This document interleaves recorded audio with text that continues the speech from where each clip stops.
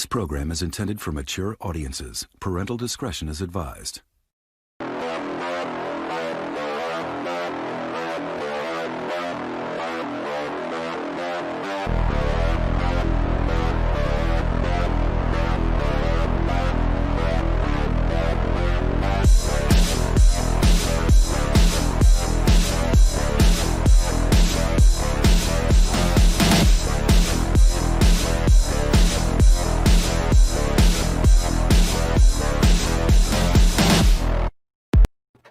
There we go. Now we're live. Hello, everybody. Welcome to the Pop Culture Podcast. Our guest this week is Mr. Max DeVill, an independent comic book magnate. Is it safe to call you a magnate or maybe a baron? A comic book baron? Could be. I've only released this single book. So soon to be comic Soon magnate. to be. Because we do have like 4 more in production. Okay, well, I think that's close enough. Founder and developer of Atrocity Press. Tell us a little bit about Atrocity Press. Atrocity Press is it's not just a comic book publisher. We'll publish other things too. It's just we've only come across comic books that we want to publish as of right yet. We're looking into tabletop role-playing games also. So okay. I've always been a D&D nerd since I was probably 9. Yep, same here. Yep. Forever DM for the last 30 or 27 years. You know, I think I can count the many times I played as a player on both of my hands. You like the control? Oh no, it was just that when we first started playing, I was the one who introduced it to my friends.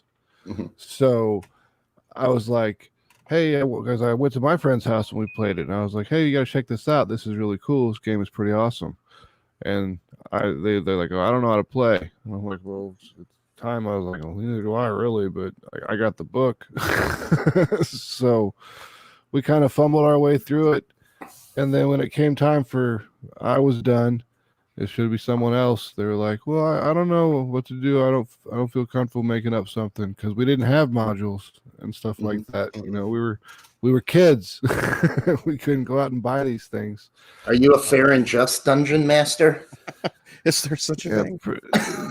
Everyone always says that I'm pretty fair, really. You know, but I mean, I do brutalize my players. I keep it realistic. Yeah. You know, if you critical fail twice, your weapon breaks. If you fail twice in one combat round, your weapon breaks, or something else will happen if it's a magic weapon and can't be broken. But we're getting really nerdy here. I We know. are, yeah. I played the Star Wars tabletop and Battle. Which one? Really, the one with all the weird dice, or like the D6 version? No clue. I Okay. don't know. It was just Star Wars, but I really liked BattleTech. I got really into BattleTech for a little bit. Yeah, I had a bunch of BattleTech books, and I couldn't talk my friends into playing BattleTech because BattleTech was fun. There were just so many numbers and so many statistics and different things about all the different ships, and they were like, "This is too much." And I'm like, "No, it's really simple. It's all the same for each type of ship." But they were having none of it. I was an Epic Duels guy. Oh, I had an Epic Duels. It's a tabletop game. Mm-hmm. I had one of those. You know, those are super, super collectible and rare, and those are really. I'm missing one of the dice. Oh my god, I had one. I bet you could get it on eBay. You could get it on eBay if you want to pay like $300-400. I had one that was like for the single dice. Oh, for the single dice, yeah, maybe you probably find it. People are piecing those things out, but yeah, that was so. I ended up I sold it. I got good money for it, but I regret it because that's a fun game. We liked Hero Quest. Hero Quest is cool. Yeah, I never played it, but I saw it. Yep, my buddy bought that, and we played it. And then after we played it, we created our own character classes and different things, and expanded the dungeons out past what they should have been expanded to. But we had because then I went and bought it, so we had 2 sets of stuff, so we could make the dungeon super huge. And we've always been kind of D&D nerds. And that's kind of where it's one of the places where Mary came from. Was I had a priest of Lathander, or priestess of Lathander, who became a monk, and So she became like a monk for the Lord, and Lathander's the god of good and light in the Forgotten Realms, which is the D&D setting we played in. So it was the monk for the Lord. She would kick ass for the Lord, and then that's kind of where I guess maybe it came from when I first started coming up with the idea for it. I mean, it's not like a warrior nun hasn't been done a few times. Everyone's like, "Oh, look, it's the same thing. You're just it looks like you're warrior nun Ariella or something or else." And I'm just like, okay, so how about every dude in a cape in a comic book? Is that Superman? You know, come on now. Now, Mary is your Kickstarter that you've got going on now, Mary Machinegun. Yes. Congratulations. You just shattered your goal for it. Oh yeah. I mean, this one we started it with the Indiegogo, and we did that, and we did really well on it. We did everything. We got enough money to fund everything we needed to do. But at the time we were doing the Indiegogo, there was we were talking to publishers in Brazil and in the EU, and we couldn't crowdfund outside of the United States because the only way that it allows you to do it on Indiegogo is USA and then rest of the world. So we couldn't sell these books in Brazil or in the EU for the time being. So we just did it in the United States, and we didn't hit the goal that we had set, but it was flex funded. So because I knew I was going to pay for the books to get printed either way. And then people responded to it really well, and we got enough money to get everything printed. Everything's already ordered. It's on its way. The comic books, I just approved the proofs today. And then I was talking to my artist, Fernando, and he's like, hey, let's do a Kickstarter for $250 now that this stuff with the publishers is kind of settled down. And, because something about they had to be 80 pages. Publishers are really only interested in trade paperbacks at this point in time. So when I get Mary Machinegun's third issue done, I'm definitely going to go talk to him again and be like, here, I got 100 and something pages for you. Yeah. One of the things about this comic book that really, struck me is a lot of times with indie comic books, like the art is subpar. I don't want to knock indie comics because they do their best, but like the art on this is really, really freaking good. Like who's your artist on this again? Fernando Cordeiro. He's a Brazilian guy, fantastic artist. I brought him on originally to be the colorist because the colors that he does are just the way he uses light in his colors is just, it blows me away every single time. And then a guy named John Eppel did some concept drawings of Mary. He did a few pages just for test pages and stuff like that. And then Fernando went in and he's like, "Oh, can I try?" And I was like, "Yeah, go ahead." And he just drew this picture of Mary, and I was like, "Oh man, that's it." Because it just, I don't know how big a comic nerd you are, but it reminded me of Top Cow in the 1990s. It just the way it looked, the colors he uses, and his art style. It's definitely Brazilian art style. You can tell when art comes from Brazil or when it comes from the Philippines. Usually, I could tell when she got out of the bathtub that it was Brazilian. Oh, yeah. Actually, you can't see that far down. The fog or the bubbles or something is in the way. I can't remember, but there's no nudity in this book. Yep. Now, if you want the nudity, it's available for purchase. We are selling prints. We had a tier. It was the naughty tier, and they were getting one naughty print. It was a nude print of this girl that's at the very end of the book named Charlotte. It's Mary's little rival. Yeah, there you go, Tom. All right. How much are they going for? You have options. And then as the Kickstarter as the Indiegogo kept growing, every $250 we added another naughty print. So now people who do back the naughty tier, they get 5 prints. Oh, I'm canceling Pornhub. If you But pay for Pornhub, your premium subscription, you don't want to do that. pay for Pornhub. What does it do for you? Like take away some advertisements or something? Molly can't sleep without it on. Oh. Is she listening? Is she watching? Uh, She hasn't commented, so probably not. she's doing the Guffs thing right now. Oh, that's right. That's right. Yeah. All right. So, So, if yeah, if people back it, they get Naughty Prince of Mary Machinegun. That's If they back the naughty tier, anything that Okay, says naughty in the tier, then they'll get these prints. a perk. Mhm.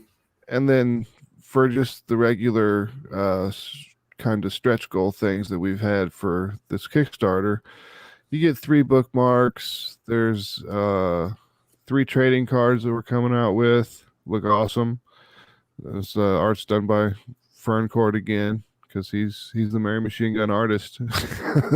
no one's doing it but him. Let's see. And then they just I don't know if we've hit it yet. As soon as we hit $3,000, we release a print for Mary. Let me check. We were like $8 short last time I looked.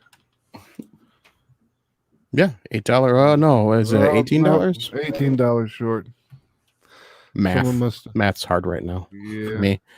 My brain's It's not been working. it's as I said, it's been that type of day. But we're $18 short, and when that gets done, there's a new Mary print that will be released, and everyone will get a copy of it. It's a 11 by 17 insert poster to be inserted into the comic, just like if you would have bought it from the store. So it'll be Go, Tom, $18. I got it sitting right here.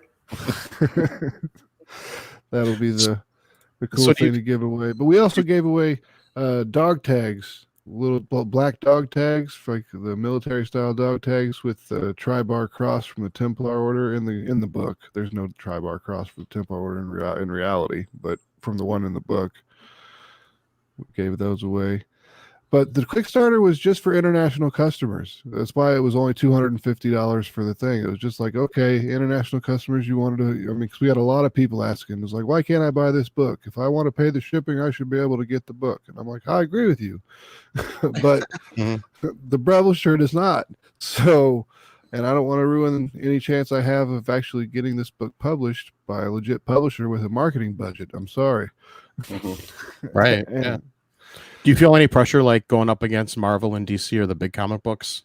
Not at all. I mean, no, not really.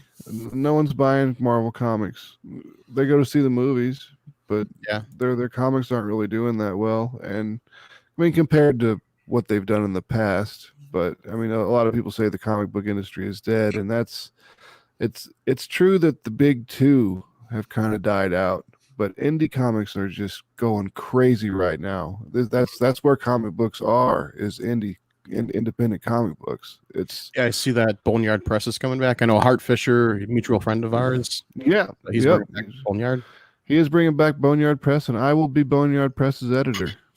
That's awesome. Yeah, I've got a couple of books. It's a couple that I wanted to get. I wanted to get a Zed Gein book, but I just couldn't afford it. Didn't want to figure on it.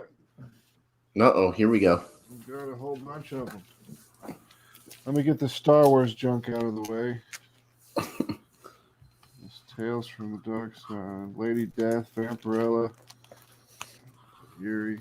Hold on. Oh my God, where did I put? Oh, they're down the bottom. It's got some good art behind him too.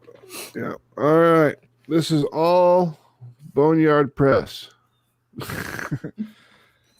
Babylon Crush,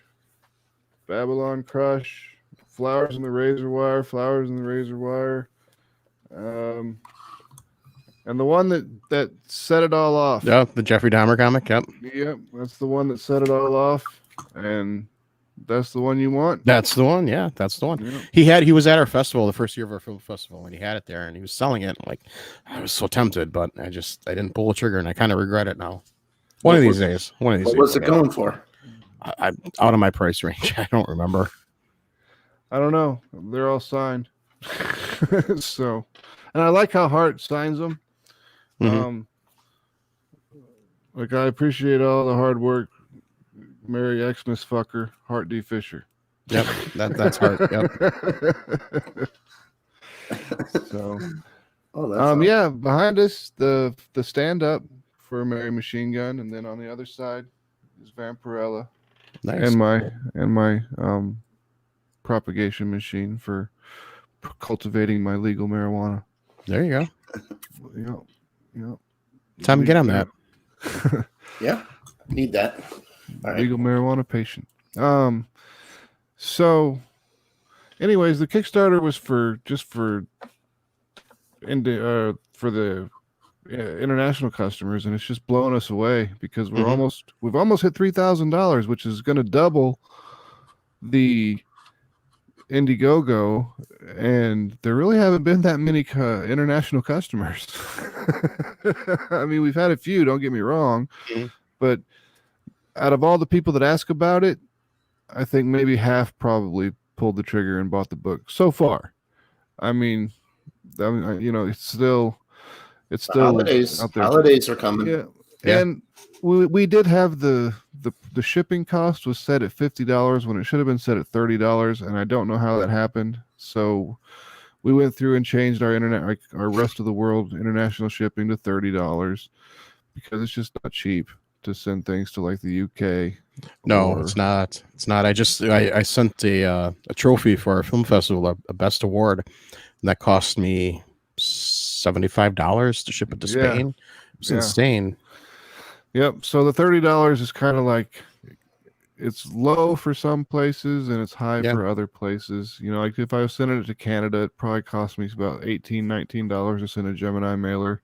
But if I'm sending something to the UK, it's going to cost me like $30-40. Yep. So it kind of evens itself out. But for the people that did go ahead and pull the trigger and paid that extra shipping, because there are some of them that did that, we're going to go ahead and give them all 4 covers of the comic book. Oh, that's cool. Yep. So as a thank you and kind of a sorry. I don't ever really apologize, but because I really don't know how. I mean, I'm the one that created it, and I'm pretty sure I know the difference between a 3 and a 5, and I wouldn't have done it over and over and over and over and over again because we had planned this. Mistakes. Yeah, that'd be a lot of mistakes. So must have been a problem with the database on Kickstarter or something, but we fixed it and everything's running smoothly now. I can't wait to hit that $3,000 goal. That'd be amazing.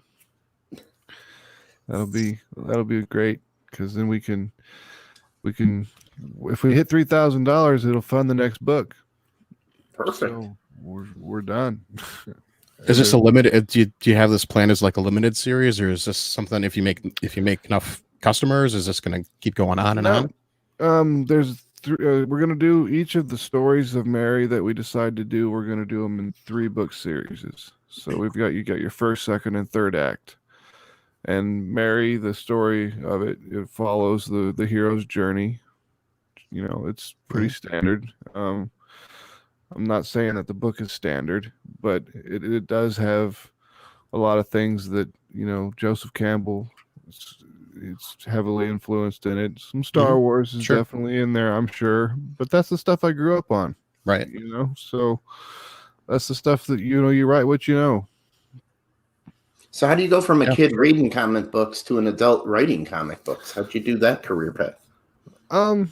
Well, actually, I've been working in comics, kind of in the background for quite a while, and for a lot of like indie people are like, and when I say indie people, I mean like super indie. Like they would pay me to be the project manager and basically manage the project. That's the key thing, that they pay you.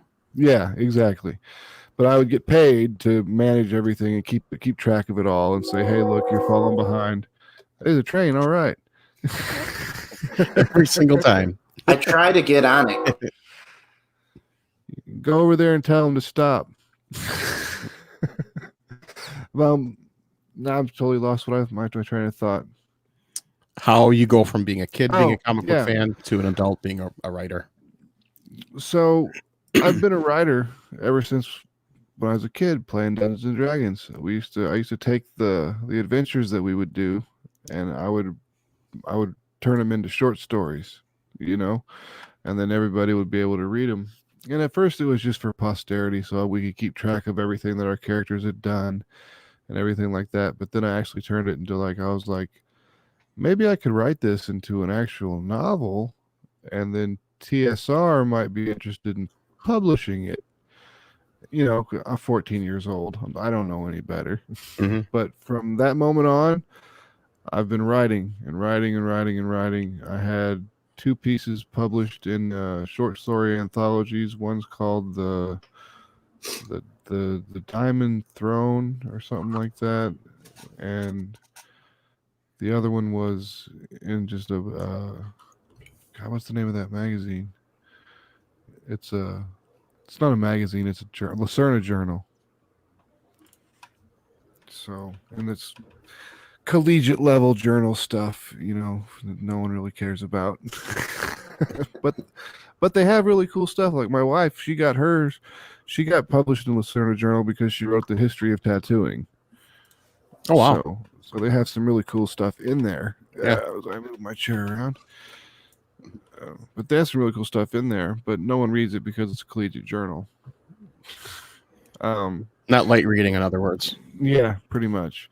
And then from then on, I just kind of did the project management thing. And then after a while, I was like, you know, I bet I could do this now. I've been writing for a while.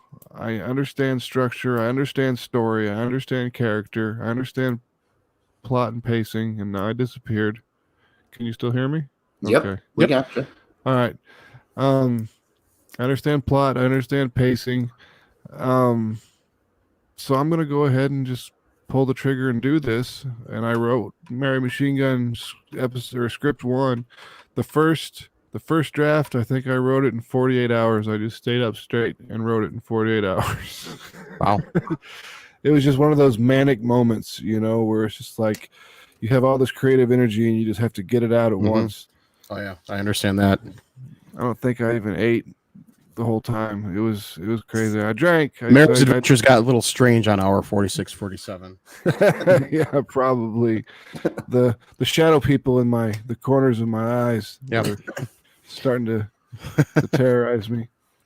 But no, I figured I could do this, and then I found an artist and I paid him, and that's how it started. You know, I was like, how much do you charge to do book or do sequential art?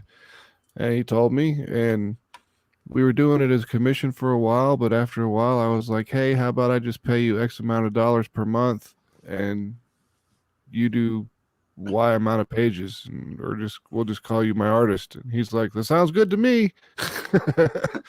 Awesome. So, because that's always been his dream, was to be an artist for comic book and be able to make a living doing it. And I'm helping. I'm allowing him to make a living doing art, which is something that a lot of people don't get the luxury of doing. Yeah, definitely, for sure. Usually, like for me, the comic book stuff, that was all side gig, you know. I was in the Army. I was promoting concerts for 20 years. So yeah, I was looking at your Facebook, and you do a whole bunch of stuff. You do web developing for American Horrors, and didn't you have like a social media hub for horror fans once? I did. Yes, I did. Do I remember that right? It was called Horror Circle, and that's right. We did a crowdfunding for that, and we did make our goal, but we still were going to launch the site anyways, and then we sold it to AMC. Wow. Because they wanted to integrate it into their Shutter website, and then they never did it. And then I bought it back from them for $10. Wow. Nice. Good deal. Yeah, that is a good deal. Yeah. I was like, at first I was like, I'll give you $1, because they came to me and they're like, we just wanted to know maybe if you wanted to buy this property back because we're not going to use it. I'm just like, yeah, I'll give you $1 for it. And they're like, come on, you got to give us something. I'm like, okay, I'll give you 10. And they're like, sold. They negotiated. Wow. But they were in bankruptcy, so $10 didn't save them. Yeah, shocking. No, but they were already in bankruptcy at the time, and they were reorganizing. I think they were just trying to write off as much as they possibly could as lost. Yeah, I'm sure. Well, that's crazy. Yeah, I remember that when that was going on, and I was looking forward to it. And then it was great. And... We had you could make your own horror channels on the site. It was fantastic, and it was like basically Facebook with everybody's profile. You didn't have to make your own. It didn't have to be horror. I mean, it could have been sci-fi or whatever, but we would prefer that they would have, stuck with the theme. I think that would have been one of the only things we would have, really terms of service got onto people about, because I mean it's called Horror Circle, not Comedy Circle. I mean, now if it's a horror comedy, gotcha, no problem. But if it's a company, if you spell it with a WH, though, I'm in. Yeah. Horror. Yeah. The Horror Circle. I think that already is a website somewhere, maybe. I'm sure there is, I which is actually kind of funny if you look at the the website for the Kickstarter.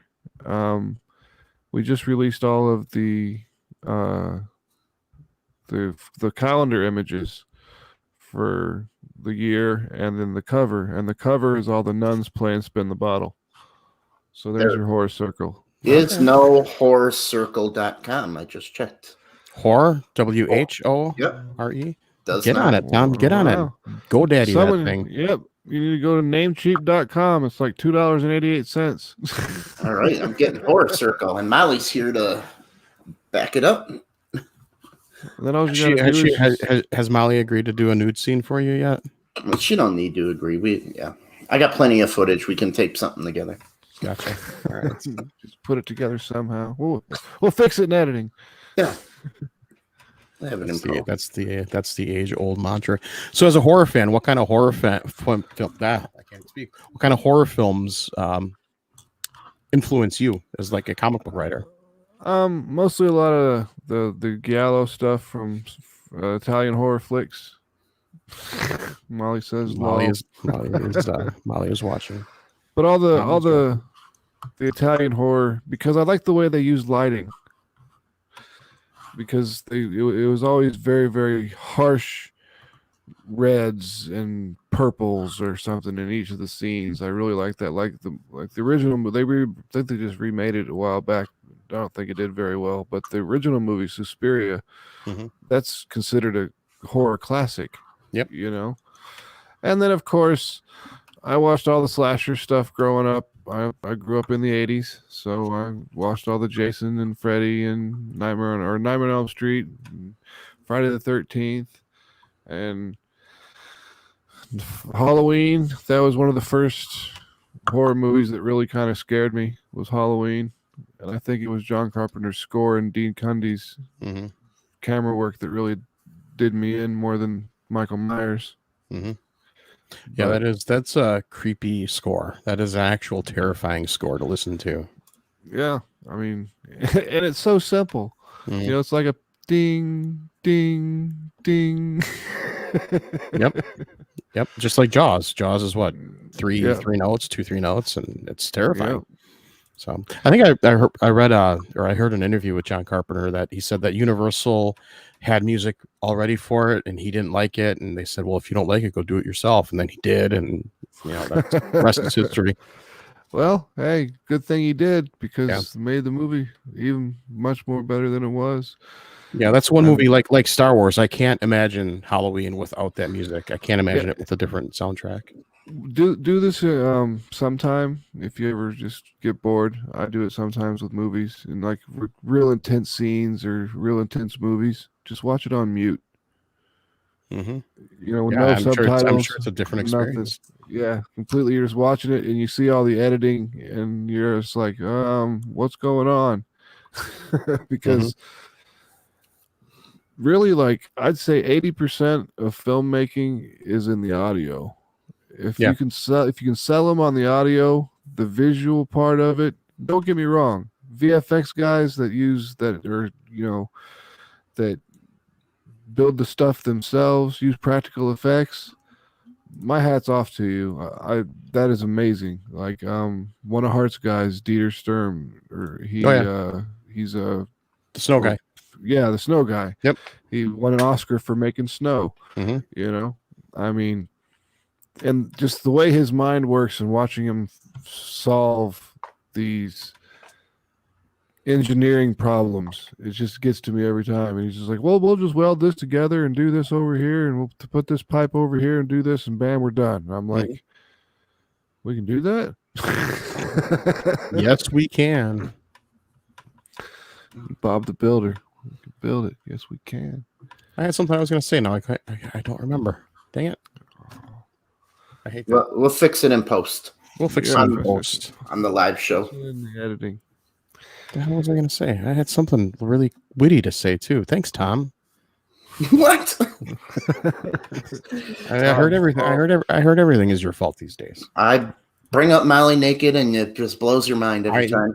I get excited. What can I say? Who wouldn't? You know, come on.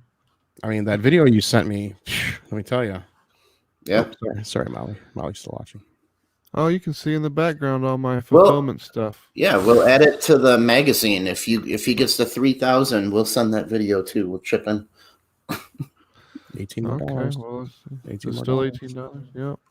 If you guys are curious, the link to the Kickstarter is in the description of the video. So Yeah, check and it you out. can read the first 7 pages on the Kickstarter. It has the very first 7 pages of the book, so you can read it and kind of get an idea of what Mary is and what she's doing.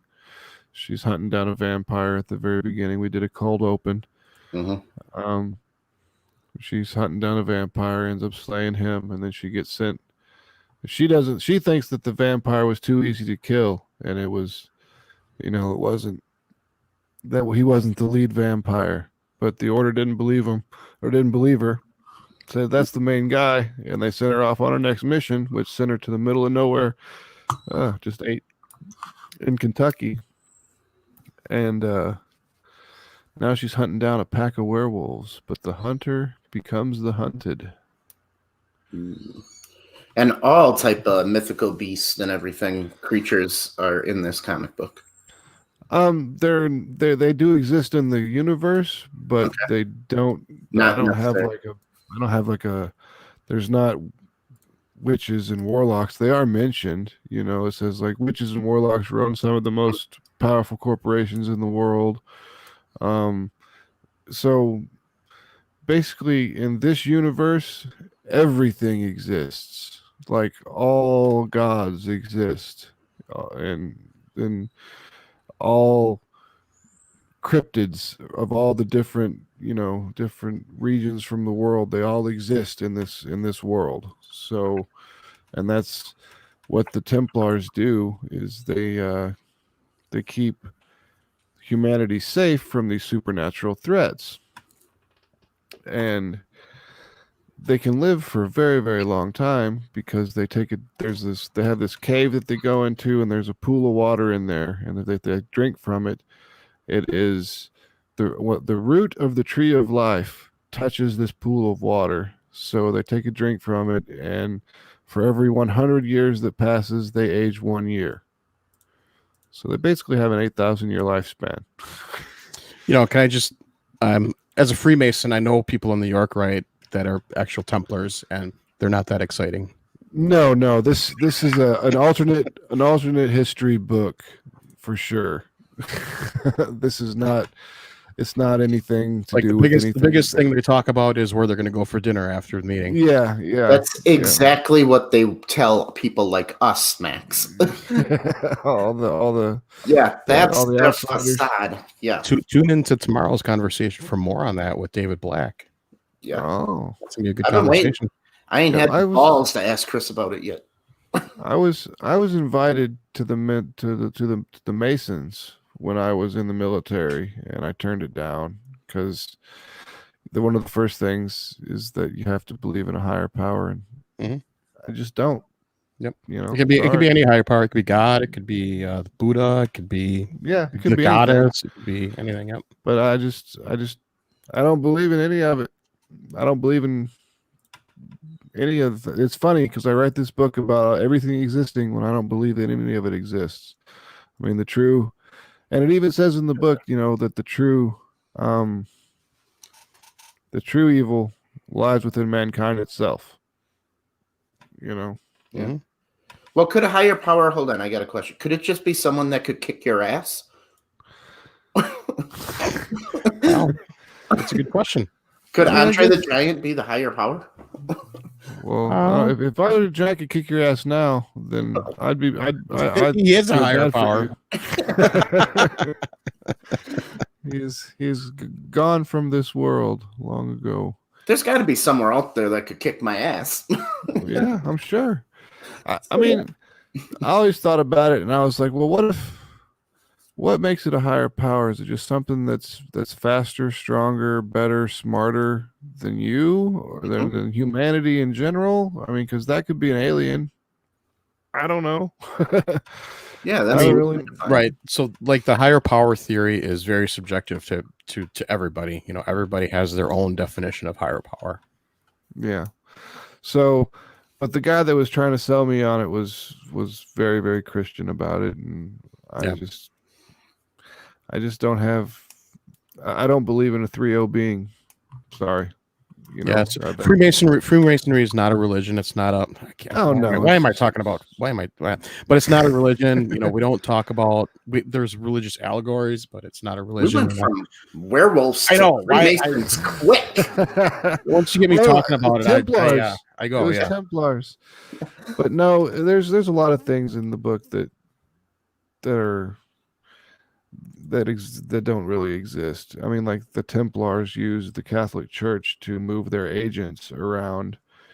That's why Mary's a nun, because she's not really a nun. She just dresses up like a nun, and no one questions these people. And people will tell these people anything. You'll tell a nun something way before you'll tell anybody else. So that is exactly how Tom gets around. He dresses as a nun. Nun. Nobody questions him. No, exactly. No one asks anything about it. I mean, what are they going to do? You're going to send them to hell? You're really going to make fun of a nun? Right?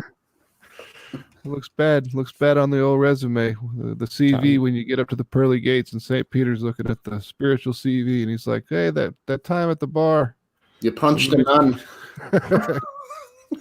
You're out of here. Pull the lever." Tom's a non-binary nun. Yeah. Non-binary nun. But it's just a story.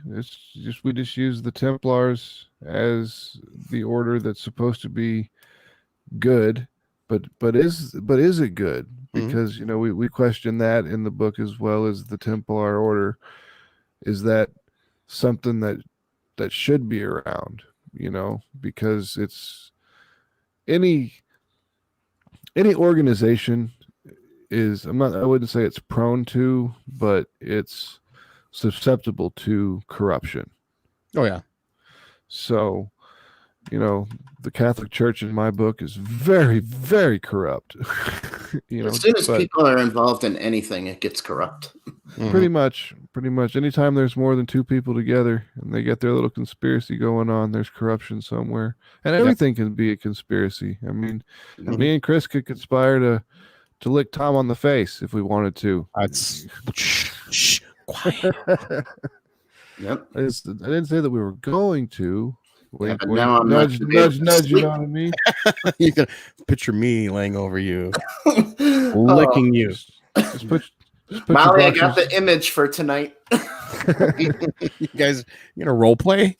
Yep. You want me to be on stream with you? Go ahead. Molly, ASMR. Bring the good camera home tonight. You just have Chris sitting back, just reading.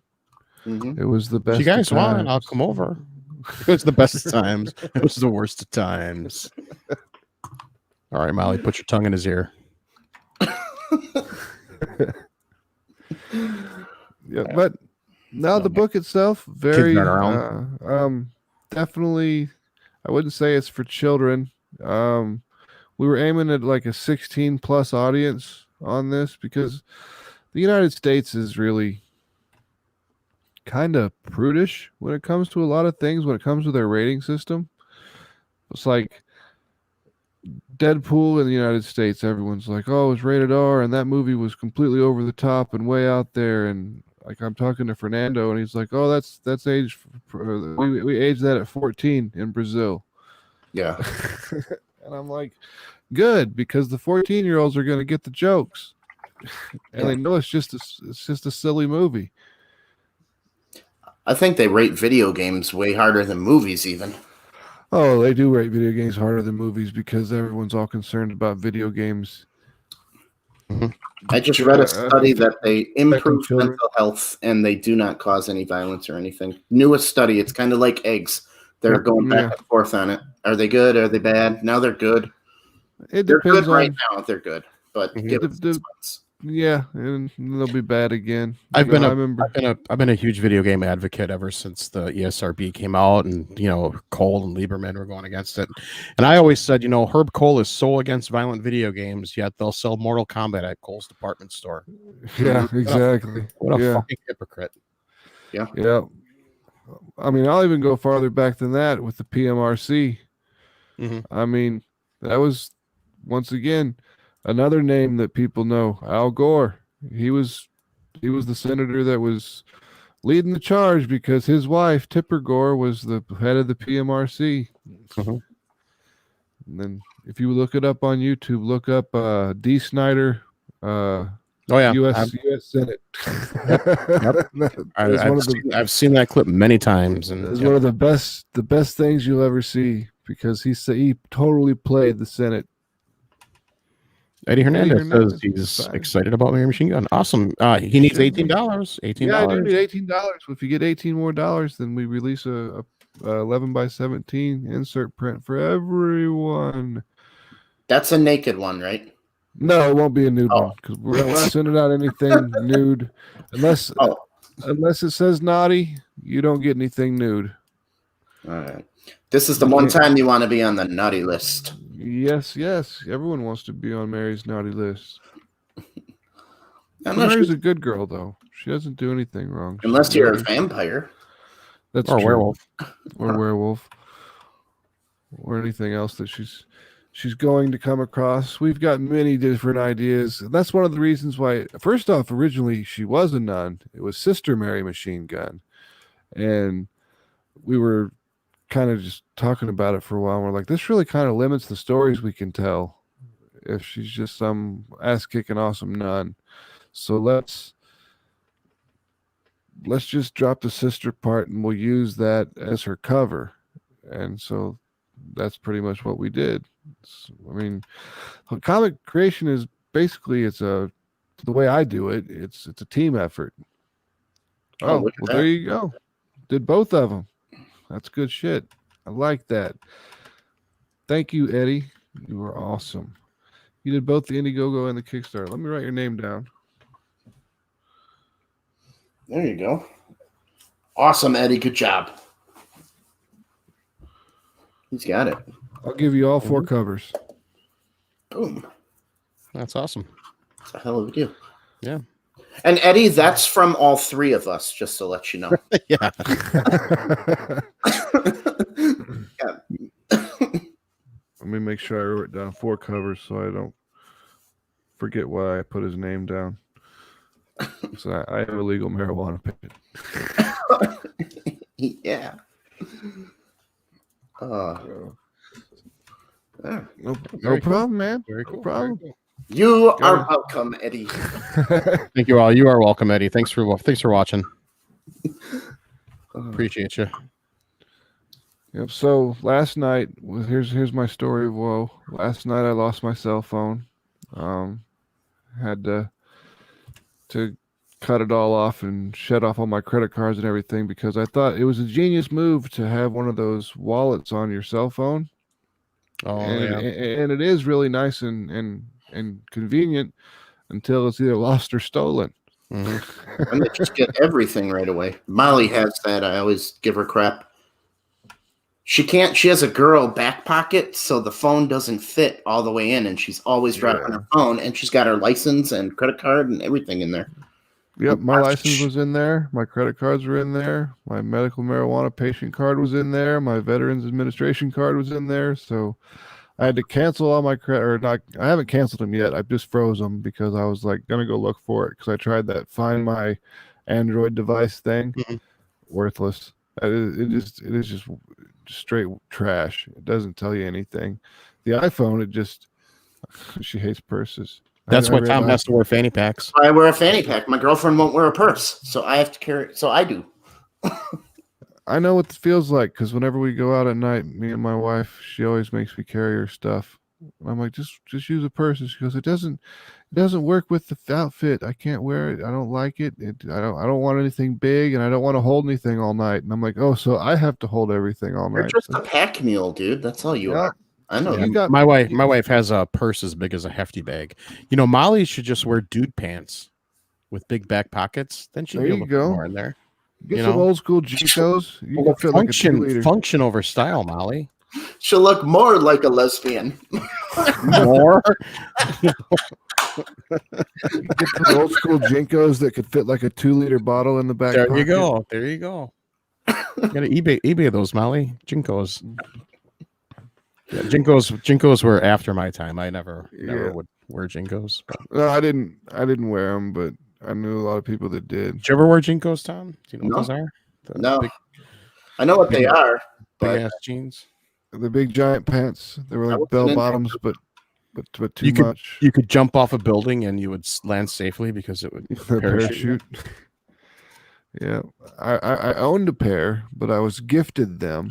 Oh my God, Molly had a pair of See, Jinkos. she had a pair, and they were ridiculous. Yes, they were ridiculous. I owned a pair, and I kept them in my closet because my mom got them for me for my birthday or something. I don't remember what it was, but I'm like, I'm 20 years old. I'm too old for this crap. This is for skater kids. What are you giving me? She's like, this is what all the people are wearing. I'm like, that's not what I'm wearing. Do you see what I wear? Mhm. Do I ever wear anything big like that? But, you know, I was the one. But she's like, well, you were the kid that used to wear skirts, so I don't know what to put you in anymore anyways. So I'm like, you don't need to buy my clothes. How about you just take me out for lunch or something for my birthday from now on? We'll do that.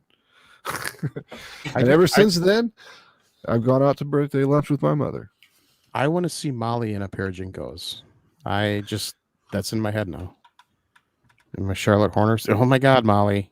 everybody had that. Everyone had a starter jacket. Yeah, I remember those. I never had one. I had a leather had- jacket. I always had leather. the biker jacket or the just a standard leather jacket. Just leather. Yeah. No, I had a biker jacket from like age 15 to 17 ish. Yeah. So did everyone call you the Fonz? No. Hey. No, I would beat the shit out of anybody that called me the Fonz. Well, then you just be more like the Fonz. I would be. So you're just proving them right. See Yeah. how that works? See how that works? Everybody called them the higher power because he kicked their ass. I believe in higher power. It's Chris. I swear to God, he beat me down. That was my nickname in college. You Higher got so power. many nicknames in college. Elephant trunk.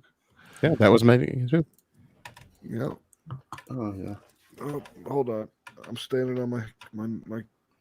I didn't have time to get my wireless headphones set up, so I'm using my gaming headphones. I see you got a nice racer chair there, Chris. I still haven't. Oh yeah. I still haven't sprung for one yet. I still got this old thrift store chair that's falling apart. I spend all my money on making comic books. There you go. You know, that's what's important. But I really want one of those chairs really badly. Yeah, Especially they're nice. the ones that does yours have the one that with the leg rest that flips out from underneath it and everything? No, this one doesn't have it. I saw those, but I didn't get one with it. Yeah. I don't know if I want to go that far with it or not because I don't think I'd use it besides sitting on my computer. I don't think I'd get out of a chair like that. I'd just sitting there and sitting there and sitting there. Yeah, that's why I figured I'd ask if it had it so I could get a first-hand review on the racer chair with the. Yeah, I mean, I like it. They're pricey. You know, they're like $300, but Yeah. they're worth it. Well, really, any office chair is about $300 if you look at them. Like Nice you ones got- are. Yeah, nice ones Yeah. are. You can buy you can buy the cheap knockoffs on Amazon, but that's what you're gonna get. You get what you pay for, basically. Yeah. Pretty much with anything. except for with Mary Machinegun, for only $15 plus, if you're in the United States, plus $7 shipping. So if one person backs the book, it's $22, and we will be over the hump, and we'll be over 3,000. Then maybe Kickstarter will pay attention to me. They don't pay attention to you until you've made $10,000. But I think you'll make it. I don't think I'll get to 10 grand. No, I mean think three grand. Oh yeah. Usually it happens overnight. I'll go to bed and I'll wake up and we'll have like an extra $50 or $60, 3 or 4 backers, and I'll be like, hey, all right, look at that. And all the backer kit projections and everything put it at ending at about anywhere between $45 to $5,000. And I'm like, I don't think so, man. I mean, maybe it could happen. I mean, but I think we've reached kind of our social media. We've hit our reach. We've hit the wall. So we need to break through. That's why I was glad Chris invited me on, Yeah. Heck yeah. Yeah. So what about you guys? What do you guys like for comics, or were you comic guys? Not really. I was getting laid, but I peaked in high school, so now I'm really interested. I was getting laid, and I still read comic books. I don't know how to follow that up. I'm just gonna. I like comic books. That's all I'm gonna say. He's got 4 kids. Proof he got laid at least 4 times. Yeah, at least 4 times. Yep. Pretty much. Unless one of them are twins. No. Or Maury Povich has an envelope. Is Maury still on?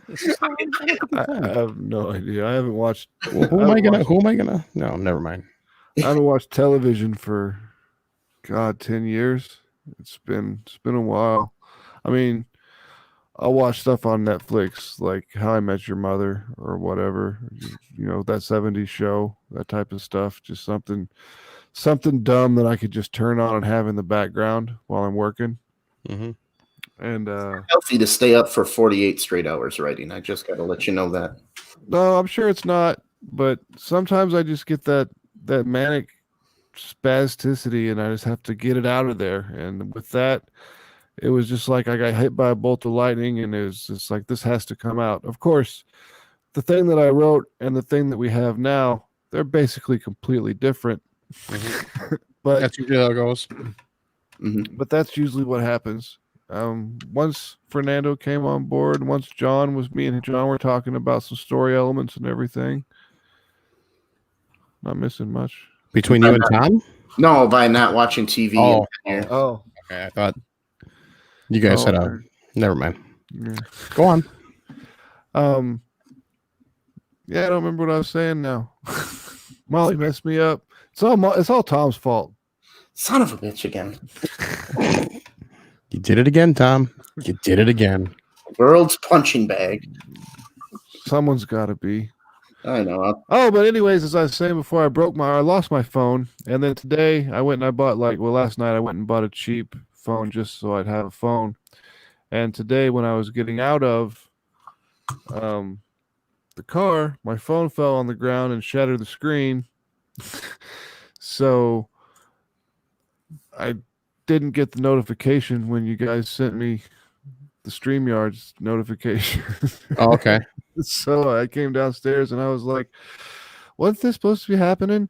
And I went and looked on the thing and I was like, oh my God, they sent me to me like, oh, that was like 15 minutes ago. I better jump on.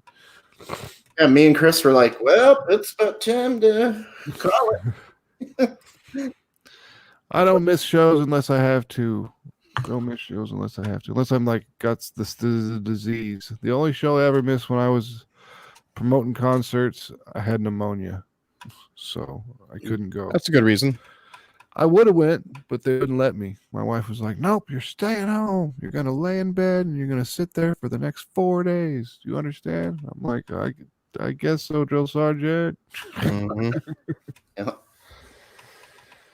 All right. Well, I guess that's all we have time for. We're just about at that 1 hour mark. So, Max DeVill, thanks for coming on. Thanks for having me. check out the Kickstarter. It's in the comments, or it's in the description and the comments. I put it in the comments. He needs $18 to hit $3,000. So let's help him out. Let's get that done tonight. We can make $18 happen, right? And you get some awesome extra artwork. Yeah, and then we get that. You get 3 bookmarks, 3 trading cards, the dog tag with the Tribar cross on it, which is one we just made up, but it looks awesome because it's etched into the black. And then if we hit 3,000, then we get the next Mary print will be available for everyone. That is awesome, Eddie. Thank you for listening, and thank you for. If we don't hit 3,000, I want to recount. Okay. All right, everybody. If you're watching this on YouTube, please give us a thumbs up, because losers click thumbs down, and give us a subscription. Join us tomorrow. David Black joins us. We're going to have some interesting conversation about things like Freemasonry and some esoteric topics. So we'll talk to you tomorrow.